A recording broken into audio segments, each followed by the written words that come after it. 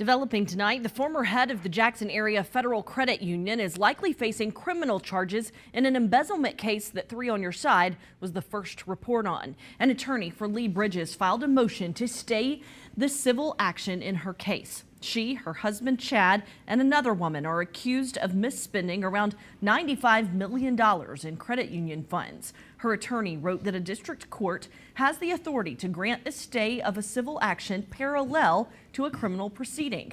Lee Bridges has not been indicted at the time of the filings, but records indicated a bill of information would be filed. You can read a complete breakdown of that civil complaint from the National Credit Union Administration in this story on the WLBT News app. Just scan the QR code on your screen to get the app on your phone.